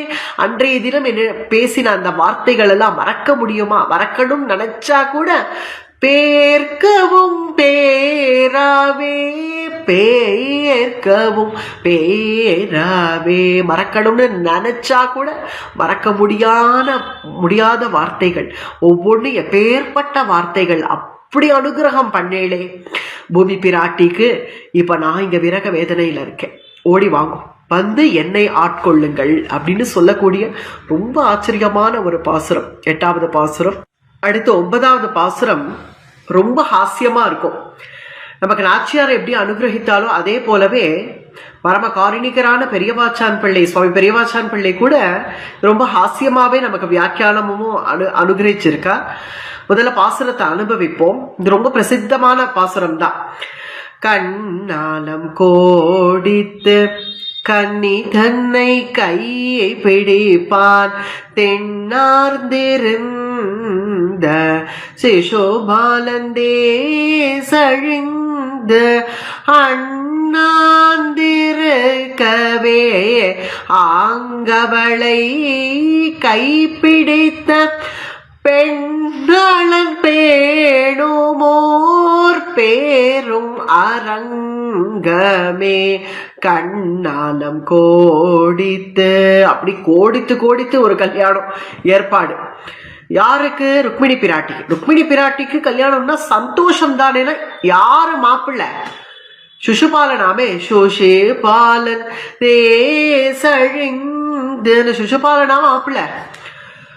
அவனை போய் கூட்டுண்டு வந்து, அதுவும் பீஷ்மகரங்கிற மகாராஜா அங்கங்க தோரணம் எல்லாம் கட்டி, பந்தல் எல்லாம் புஷ்ப பந்தல் முத்து பந்தல் எல்லாம் போட்டு, வாழை இலையெல்லாம் கட்டி, மாவலை எல்லாம் கட்டி, அங்க நல்ல அலங்காரம் எல்லாம் பண்ணி, ஊர் பூரா தோரணம் கட்டி எல்லாம் வரவேற்பெல்லாம் ஏற்பாடு பண்ணி, அதான் கண்ணாலம் கோடித்து என்னென்னமோ ஏற்பாடு பண்றது என்னமோ பீஷ்மகர் மகாராஜா தான். அவருக்கு என்ன ஆசை? நம்ம கிருஷ்ணனுக்கு தான் கொடுக்கணும் ருக்மிணிய அப்படிங்கிற ஆசை. இருந்தாலும் ருக்மிங்கிற அவருடைய பிள்ளை மீறிட்டான். அவனை மீறி ஒன்றும் பண்ண முடியாது, அவன் சிசுபாலனுக்கு தான் அப்படின்னு வச்சுட்டான். அது என்ன காரணமோ சிசுபாலன் தானே கூட்டுண்டே வந்து அதுவும் பத்திரிகையெல்லாம் போட்டு அதுல இவர் கையெழுத்த வாங்கி, பீஷ்மகர் கையெழுத்த போடு அப்படின்னு நிர்பந்திச்சு அவர்கிட்ட கையெழுத்த வாங்கி, அந்த கையெழுத்த வாங்கி பத்திரிகையை ஊரெல்லாம் கொடுத்து கண்ணாலம் கோடித்து அப்படிலாம் ஊரெல்லாம் கொடுத்து, அது அப்ப சிசுபாலனுக்கு வரவேற்பு, மாப்பிள்ளை அழைப்பு, வரவேற்பு ஆரத்தி எல்லாம் எடுத்து அவனுக்கு நல்ல மாலை எல்லாம் போட்டு நல்ல நாற்காலியை போட்டு அவனை உட்கார வச்சு ஒரு ஆசனத்துல உட்கார வச்சு அவனுக்கு வேண்டிய பலகாரங்கள்லாம் கொடுத்து நல்ல பதார்த்தங்கள்லாம் கொடுத்து நல்ல ஜிலேபி லட்டுன்னு எல்லாம் அப்போ ஒரு மாசம் முன்னாடியே என்னென்னலாம் தயார் பண்ணுவோமோ, ஒரு கல்யாணம்னா எவ்வளோ தயாரிப்பு இருக்கும், அதெல்லாம் தயார் பண்ணுவோம் இல்லையா, அதெல்லாம் தயார் பண்ணி அவனை கொண்டு வந்து மாப்பிள்ளை அழைப்புன்னு உட்கார வச்சா அவனுக்கோ என்ன நம்ம ருக்மிணி எப்படியும் கைப்பிடிச்சிருமோ அப்படின்னு மனசுல நினைச்சுண்டு அவன் உட்காண்டிருக்க, கண்ணி தன்னை கை பிடிப்பான், அவனை கண்டிப்பா நம்ம கை பிடிச்சிருவோம், ருக்மிணிய கல்யாணம் பண்ணிட்டுருவோம் அப்படின்னு நினைச்சுட்டு வந்து உட்காண்டிருந்த சிசுபாலன், அந்த சிசுபாலன் என்ன எப்படி உட்காண்டிருந்தவன் அவனுக்கு நண்பனா இந்த ஜராசந்தன் வந்து இப்படி பாக்குறான் சிசுபாலன் எப்படி இருக்கான் மாப்பிள்ளை போய் பார்த்துட்டு வருவோம்னு மாப்பிள்ளையை வந்து பாக்குறான் ஜராசந்தன். பார்த்தா இப்படி உட்காந்துருக்கான், இப்படி குடிஞ்சு போய் உட்காந்துருக்கானா, அவனை ஓங்கி ஒரு தட்டு முதுகுல ஒரு தட்டு தட்டி என்னடா நீ கல்யாண மாப்பிள்ள, நீ போய் இப்படி குனிஞ்சு உட்காரலாமோ, நிமிர சொல்றேன் அப்படின்னு அன்னைக்கு அவன் போட்ட ஒரு போடு, அன்னைக்கு அவன் தட்டின தட்டு, அதுக்கு மேல இனிமே அவன் குனியணும்னு நினைச்சா கூட அவனால குனிய முடியல. அண்ணாந்திருக்கவே அப்படியே அண்ணாந்துட்டான். அவ்வளவுதான். அவன்னைக்கு நிமிர்ந்தவன் தான் அப்படியே நிமிர்ந்துட்டான், அண்ணாந்து இருக்கவே. ஆனா இங்கேயோ ருக்மிணி பிராட்டியோ கடிதமெல்லாம் எழுதுறா, கண்ணபிரானுக்கு தூது விடுறா. ஸ்ருத்வா குணான் புவன சுந்தரா, இந்த திரிபுவனத்திலையும் அழகானவனே, என்னுடைய நிலைமை உனக்கு புரியலையா அப்படின்னு அங்க விரக வேதனை அனுபவிக்கிறாள் ருக்மிணி பிராட்டி. ருக்மிணி பிராட்டியினுடைய விரகத்தை பத்தி இங்க ஆண்டாள் நாச்சியார் எடுக்கவே இல்லை. ஏன் எடுக்கலன்னா, அவள் என்ன சரணாகதி பண்ண மாட்டாளா என்ன? ஏன் அவள் அப்படித்தானே பண்ணுவள், அவள் பிராட்டியாச்சே, அவள் சரணாகதி பண்ணத்தான் பண்ணுவள். இல்லை இவர் அபயம் கொடுத்தாரே கண்ணபிரான, அபயம் கொடுக்க மாட்டாரா என்ன? சரணாகதி பண்ண தன்னுடைய பக்தியை கைவிட்டுற அடியார்களை கைவிட மாட்டானா பிராட்டி எங்கேருந்து கைவிட போறாரா என்ன? அதெல்லாம் இங்க இல்ல. ஆண்டாள் எதை ரசிக்கிறா, நாச்சியார் எதை ரசிக்கிறா அப்படின்னு பார்த்தா சுஷுபாலன் தேசழிந்து, அவனுடைய தேஜஸ் எல்லாம் போய் கல்யாண மாப்பிள்ளைன்னா பார்க்கவே ஒரு பிரசன்னமாவது இருக்க வேண்டாமோ? எப்பவும் சொல்லு பொள்ளுன்னு விழுவான். துரியோதனனுக்கு நண்பன் போல இருக்கு. இவெல்லாம் ஒரே கேட்டகரி, ஒரு செட்டு. இல்லை யாராவது சிசுபாலா அப்படின்னாலே என்ன சிசுபாலா அப்படின்னு கோச்சுப்பனா, அப்படி ஊர்ல போற வரவர்கள்லாம் அப்படியே பேசிக்கிறாளாம். அட பாவமே, இவனுக்கா ருக்மிணிய, இவனுக்கு போய் ருக்மிணிய பேசி முடிச்சுட்டாரே நம்ம மகாராஜா, அவர் என்ன பண்ணுவார் பாவம்.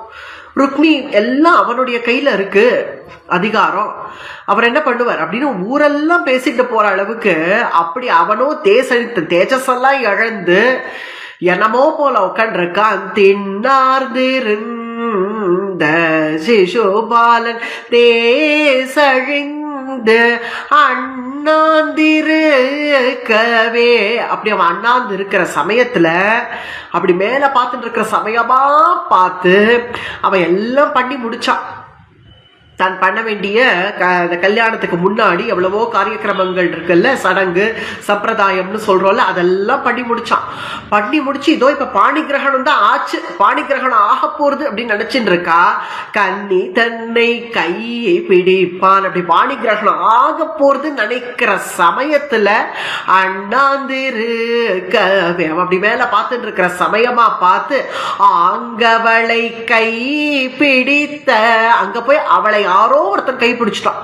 யாரு அப்படின்னு பார்த்தா தாம்ராஜ கன்யாம் ரதமாரு ருக்ஷதி ஜஹார கிருஷ்ணோ த்விஷதாம் சமீக்ஷதாயாம் ரதம் சமாரோப்ய சுபர்ண லக்ஷணம் ராஜன்ய சக்கரம் பரிபூய மாதவஹாய.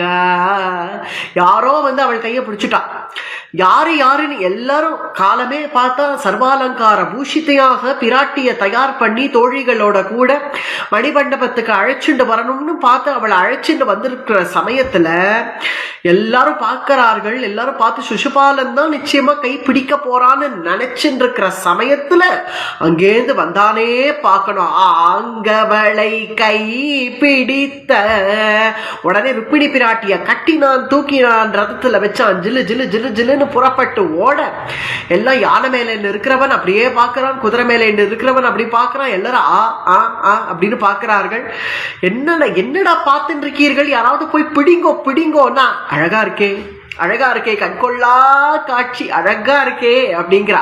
அப்படி அண்ணாந்திருக்கவே, அவன் அண்ணாந்திருக்கிற சமயமா பார்த்து அங்கவளை கை பிடித்த, அங்க போய் அவள் கையை பிடிச்சானே.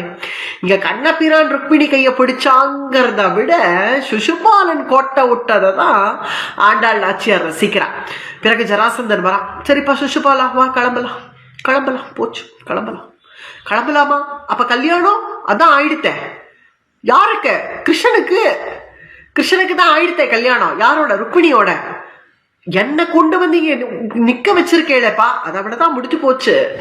அது கிருஷ்ணன் வந்தா நீ அண்ணார்ந்திருந்த சமயமா பார்த்து அவன் அங்கவளை கை பிடித்த பெண்ணாளன் பேணுமோர் அப்படி சிசுபாலன் கோட்டை விட்டானே அப்படிங்கிறத ஏன் இங்க நாச்சியார் ரசிக்கிறான்னா, அப்படி ஆசைப்படலாமோ?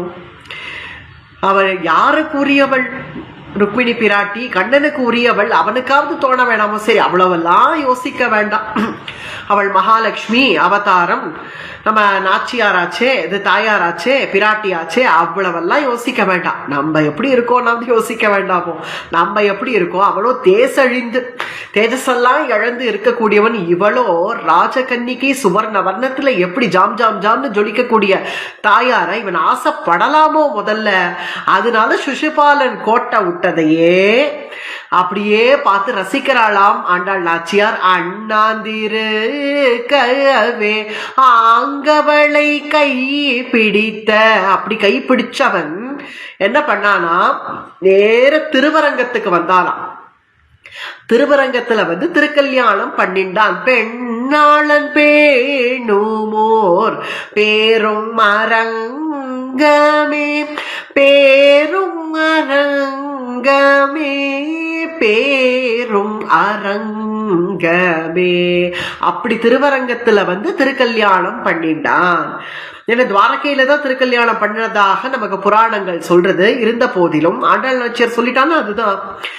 ஏன்னா எப்போதுமே அப்படி கைய பிடிச்சு கடத்திட்டு வந்த ருக்மிணிய எடுத்ததும் போய் துவாரகையில வைக்க மாட்டா இல்லையா? அப்புறம் சமஸ்த சைன்யங்கள் எல்லாம் திரட்டிண்டு இதுகள்லாம் யுத்தத்துக்கு வருமே. அதனால ஜாக்கிரதையா ஒரு இடத்துல கொண்டு பிராட்டிய பத்திரமா வைக்கணும்ல. அதனாலேயே பேரும் அரங்கமே, அதனாலேயே அரங்கத்துக்கு கொண்டு வச்சான். மேலுமே இன்னொரு விசேஷம், ஸ்ரீதேவி நாச்சியாருக்கு அது தன்னுடைய நடனமாடும் இடம். அதனாலேயே பேரும் அரங்கமே அப்படியும் வியாக்கியானம். மற்றொரு வியாக்கியானம், விவாகமான உடனேவே அப்படியே கிளம்பி எங்கேயாவது ஒரு சுற்றுப்பயணம் வருவார்கள் இல்லையா அந்த தம்பதிகள், அது போல ஒருவேளை விவாகம் ஆயிருந்தா கூட துவாரகையில அங்கேருந்து நேர கண்ணபிரான் ருக்மிணி பிராட்டியோட கூட திருவரங்கம் வந்தான். தன்னுடைய சொந்த கிரகமான திருவரங்கம், தன்னுடைய சயன கிரகமான திருவரங்கத்துக்கு பிராட்டி அழைச்சிட்டு வந்ததாக இங்க அனுபவிக்கிறார் வியாக்கியானத்துல. பெண்ணாளன் பேணோமோர் பேரும் அரங்கமே, அப்படி அங்க ஸ்ரீதேவி நாச்சியாருக்கு அனுகிரகம் பண்ணதை இங்க ஆண்டாள் நாச்சியார் தான் அனுசந்தானம் பண்ணிக்கிறார். எப்படி முதல்ல கை வள கண்டுதுன்னு அழ ஆரம்பிச்சா, அப்புறம் பகவானுடைய திருமேனிய வர்ணிச்சா, அத்தகைய பகவான் எப்படி தன்னை ஆட்கொண்டான், தன்னுடைய மனசை எப்படி கொள்ள கொண்டான் அப்படிங்கறதெல்லாம் சொல்லிண்டே பிறகு தன்னை போல மற்ற பெண்களுக்கு எப்படி எல்லாம் பகவான் உதவி இருக்கான். அதுலதான் சீதா பிராட்டி விஷயமாக பகவானோடவே விரகத்தை எடுத்து காண்பிச்சா. நீர் எப்படி விரகத்தை அனுபவிக்கிறீர், அதே போலதானே இங்க நான் இந்த அடியவள் விரகத்தை அனுபவிச்சுட்டு இருக்கேன், அதனாலயாவது எனக்கு கருணை புரியக்கூடாதா அப்படின்னு சொல்லிட்டு வந்தாள். பிறகு பூமி பிராட்டிக்கு பண்ண அனுகிரகம், ருக்மிணி பிராட்டிக்கு, அதாவது ஸ்ரீதேவி நாச்சியார் பூதேவி நாச்சியார் இவா 2 பேருக்கும் பண்ண அனுகிரகம் இப்ப தனக்கும் அதே போல அனுகிரகம் பண்ணுவான் அப்படிங்கிறதுக்கு ஒரே ஒரு ஆதாரம். அது என்ன ஆதாரம் அப்படின்னு கேட்டா, ஆச்சாரியன் அப்படிங்கிற அந்த ஒரு ஆதாரம். அந்த ஆச்சாரியனை பிடிச்சுட்டோம்னா கெட்டியா அவர் கொண்டு போய் சேர்த்தே வச்சுடுவார் பெருமாள்கிட்ட. அப்படிங்கிறது தான் 10வது பாசுரத்துல சொல்லி முடிக்கிறார் இந்த பதிகத்தை. செம்மை உடைய திருவரங்கர் தாம் பணித்த மெய்மை பெருவார்த்தை விட்டு சித்தர் கேட்டிருப்பர் தம்மை ஊகப்பாரை தாமுகப்பர் என்னும் சொல் தம்மிடையே பொய்யானால் சாதிப்பார் ஆரினியே. செம்மை உடைய திருவரங்கர் தாம் பணித்த, அப்பேற்பட்ட திருவரங்கநாதன் தான் சொன்ன வார்த்தைகள் எல்லாம், அவர் சொன்ன வார்த்தை நான் சொன்னதெல்லாம் யாரு கவனிச்சிருக்கா இல்ல யாரு கேட்டிருக்கா அப்படின்னு அவர் நினைக்க முடியாது. ஏன்னா விட்டு சித்தர் கேட்டிருப்பர், விஷ்ணு சித்தர் கேட்டிருப்பார். என்னுடைய அப்பா பெரியாழ்வார் நீர் என்னிடத்துல வந்தது பேசினது எல்லாம் அவர் கேட்டிருப்பார். ஒன்னும் கேட்காமலாம் இல்லை, அவர் உன்னை கேள்வி கேட்பார். ஏன்னா ஆச்சாரியர்களுக்கே அத்தகைய ஸ்தானம் இருக்கு இல்லையா, நான் ஒப்படைச்சேனே இந்த ஜீவனை அப்படின்னு. பெருமாள் சர்வதா சுதந்திரன், யார் அவனை கேள்வி கேட்க முடியும்னு இருந்த போதிலும் ஆச்சாரியனுடைய வார்த்தைக்கு தானே கட்டுப்படுறான் பகவான். அது போல இங்க ஆண்டாள் நாச்சியாருக்கு ஆச்சாரியன் யாரு? தன்னுடைய தகப்பனார் விஷ்ணு சித்தர் தானே. அதனால விட்டு சித்தர் கேட்டிருப்பர். ரெண்டு விதமா இங்க வியாக்கியானம் வருது. ஒண்ணு, பகவான் என்னெல்லாம் சாஸ்திரத்தை கொண்டு வந்து கொட்டினானோ விதிச்சானோ, என்னெல்லாம் உபனிஷத்து பகவானை பத்தி சொல்றதோ அத்தகைய சாஸ்திரங்கள் எல்லாம் கேட்டு மட்டும் இல்லாம அதன்படியே நடக்கக்கூடியவர். அதனால விட்டு சித்தர் கேட்டிருப்பர். மற்றொரு வியாக்கியானம் இது. எனக்கு ஏதாவது ஒண்ணுன்னா எனக்கு கேட்பார் இல்லைன்னு நினைக்காத, என்னுடைய ஆச்சாரியன், என் ஆச்சாரியன் எனக்காக வந்து உம்மிடத்துல பேசுவர். அதனால விட்டோ சித்தர் கேட்டிருப்பர். அது மட்டும் இல்லாம நீர் என்னிடத்துல வந்து பேசிய வார்த்தைகள் எல்லாமும் அவர் கேட்டிருப்பர். அதனால என்ன நீங்கள் கைவிடவே முடியாது, என்ன நீங்கள் வந்து ஆட்கொண்டே ஆகணும்.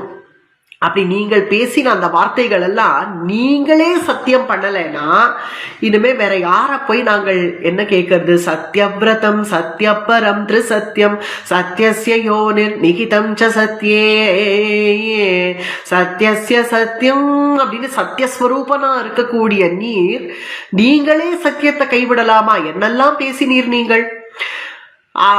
நான் என்னைக்குமே என்னுடைய பக்தர்களுக்காக தான், நான் அகம் பக்த பராதீனஹா என்றெல்லாம் பேசினீரே. அத்தகைய நீங்களே இப்ப என்னுடைய ஒரு விரகத்துக்கு செவிசாய்க்கலைன்னா வேற யார் செவிசாய்ப்பா? ஏன்னா நீங்கள் எப்போ என்னுடைய பக்தர்கள்லாம் எங்க கானம் பண்றாளோ அங்க நான் நிக்கிறேன்னு சொன்னேன். மத்பக்தாக எத்திர காயந்தி தத்திர திஷ்டாமி நாரதா அப்படின்னு எல்லாம் சொன்னீரே.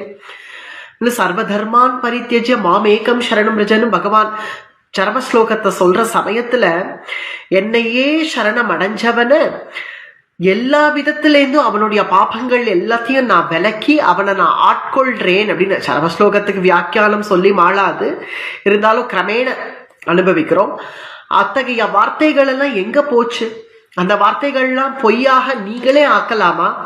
அது மட்டும் அல்லாம எனக்கு என்னுடைய பக்தர்கள் இல்லை என்னை ஆசிரியச்சவர்கள் யாருக்காவது ஏதாவது தோஷம் அப்படின்னு ஒண்ணு இருந்தா கூட அதை விலக்கியாவது அந்த தோஷத்தை பொருட்படுத்தாமலாவது அவர்களை நான் ரட்சிக்கிறேன் அப்படின்னு சொன்னீரேன். மித்ரபாவேன சம்பிராப்தம் நத்யஜேயம் கதஞ்சன தோஷோ யத்யபி தஸ்ய ஸ்யாத் சதாமேதத் ஆகர்ஹிதம். மித்ரபாவத்தோட கூட என்னை யார் வந்து என்னை நீங்களே தான் கதி அப்படின்னு என்னை வந்து சரணாகதி பண்றானோ அவனிடத்துல ஒரு கால் தோஷம் இருந்தா கூட அதை நான் பொருட்படுத்த மாட்டேன், அபயம் கொடுப்பேன் அப்படின்னு நீங்கள் பேசின வார்த்தைகள் எங்க போச்சு? அது மட்டும் இல்லையே, சக்ருதேவ பிரபன்னாய தவாஸ்மீதி சயாச்சதே அபயம் சர்வபூதேப்யோ ததாம்யேதத் வ்ரதம். பக்தர்களை என்ன சரணாகதி பண்ணவர்களை ரட்சிக்க வேண்டியது என்னுடைய விரதம். என்னுடைய விரதத்தை யாராலையும் பங்கம் பண்ண முடியாது. சர்வ பிரகாரத்திலையும் அவர்களை நான் ரட்சிப்பேன். அபயம் சர்வபூதேபியா, அதாவது அபயம் சர்வபூதேபியகான இந்த சர்வபூதங்களும் திரண்டு வந்து அந்த என்னுடைய அடியவனுக்கு எதிராக நின்றாலும் நான் ரட்சிப்பேன் அப்படின்னு அர்த்தம். அபயம் சர்வ பூதேபியா அல்லது சர்வ பிரகாரத்திலையும் நான் ரட்சிப்பேன் அப்படிங்கிறதாக ஆகும். இத்தகைய வார்த்தைகள் இதெல்லாம் எங்க போச்சு? அத்தகைய வார்த்தைகள் எல்லாம் யாருமே கேட்கலன்னு நினைச்சுக்காதீங்க. ஒருத்தர் கேட்டிருக்கார், விட்டு சித்தர் கேட்டிருப்பர். விஷ்ணு சித்தர் அது எல்லாத்தையும் கேட்டு இருந்தார். அதனால யாருமே கேட்கலன்னு நினைச்சிட்டு நீங்க பாட்டு நான் போய் படுத்துட்டேன் சயனிச்சுட்டேன்னு சொல்லாதீங்கோ. எல்லாத்தையும் என்னுடைய ஆச்சாரியன் கேட்டு இருக்கார். அவர் என்ன உங்களிடத்துல ஒப்படைச்சிருக்கார். அதனால நீங்கள் என்னை ஏத்துண்டு தான் ஆகணும். அப்படி நீங்கள் கூறிய வார்த்தைகளை நீங்களே பொய்யாக்கினால் தம்மை உகப்பாரை தாமுகப்பர் என்னும் சொல். நீங்களே சொன்னீங்களே என்ன என்னுடைய அடியார்கள் எப்படி எப்படிலாம் எந்தெந்த பாவத்திலலாம் என்ன பக்தி பண்றார்களோ அவரவர்களை அந்தந்த பாவத்திலேயே நான் ஏத்துக்கிறேன் அப்படின்னு சொன்னேன் இல்லையா. நான் ஒரு நாயக்கியா இங்க இருந்து அத்தகைய நாயிகா பாவத்துல இருந்து உங்களை நான் இவ்வளவு தூரம் சரணாகதி பண்றேன், அதனால என்னை ஏத்துப்பேன், சர்வ பிரகாரத்திலையும் என்னுடைய அடியவர்களை ரட்சிப்பேன்னு சொன்ன அந்த வார்த்தைகள் இப்ப எங்க? தம்மிடையே பொய்யானால், அது உங்ககிட்டக்கவே அது பொய்யாச்சுன்னா சாதிப்பார் ஆரினியே சாதிப்பாரினியே சாதிப்பாரினியே. ஒரு மாதிரி துன்பத்தோட கூட தான் முடிக்கிறா இந்த பதிகத்தை. அதாவது இத்தகைய வார்த்தைகள்லாம் நீங்களே பொய்யாக்கினா இனிமே யார் இத்தகைய வார்த்தைகள் எல்லாம் சத்தியமாக்குறது? நீங்கள் கூறின வார்த்தைகளை நீங்கள் தான் சத்தியமாக்க முடியும். அதனால ஆச்சாரியனை பிடிக்கிற என்னைக்குமே முத்திரை விஷ்ணு சித்திர பேரை சொல்லிதான் முடிப்பா. தன்னுடைய தகப்பனார் ஆச்சாரியன் ரெண்டுமாக இருக்கக்கூடிய பெரியாழ்வார அப்படி பிடிச்சுட்டு சொல்றாள், நான் ஆச்சாரியன் கையை பிடிச்சுட்டு இருக்கேன் பார்த்தீங்களா, அதுக்காகவாவது என்னை நீங்கள் ஏத்துட்டு தான் ஆகணும். இதுல இருந்து ஆச்சாரியன் திருவடியை நம்ம கெட்டியா பற்றிண்டோம்னா அல்ல பெருமாள் நமக்கு சுலபமாக நமக்கு அபயஹஸ்தத்தை நீட்டி நம்மளை ஆட்கொள்றான் அப்படின்னு ஆண்டாள் நாச்சியார் அனுபவித்த ஆச்சரியமான 11வது பதிகத்தை அடியவளால முடிஞ்ச வரைக்கும் உங்க எல்லாரோடவும் பகிர்ந்துட்டேன். ஏதாவது தோஷங்கள் இருந்தா க்ஷமித்தருள வேண்டும். ஜிஎஸ் சுவாமியினுடைய திருவடிகளுக்கு அடியவள் சாஷ்டாங்கமா தண்டம் சமர்ப்பித்துக் கொண்டு இந்த பிரவச்சனத்தை முடிக்கிறேன், நிறைவு செய்கிறேன். ஆழ்வார் எம்பெருமானார் ஜியர் திருவடிகளே சரணம். ஆண்டாள் திருவடிகளே சரணம். பற்பமென திகழ் பைங்கழலும் தன் பல்லவமே விரலும். பற்பமென திகழ் பைங்கழலும் தன் பல்லவமே விரலும். பாவனமாகிய பைந்துவராடை பதிந்த மருங்கழகும். பாவனமாகிய பைந்துவராடை பதிந்த மருங்கழகும். முப்புரி நூலோடு முன் கையில் ஏந்திய முக்கோல் தன்னழகும். எப்பொழுதும் யதிராசன் வடிவழகு என் இதயத்துள்ளதால் இல்லை எனக்கெதிர் இல்லை எனக்கெதிர் இல்லை எனக்கெதிரே இல்லை எனக்கெதிர் இல்லை எனக்கெதிர் இல்லை எனக்கெதிரே இல்லை எனக்கெதிரே இல்லை எனக்கெதிரே இல்லை எனக்கெதிரே.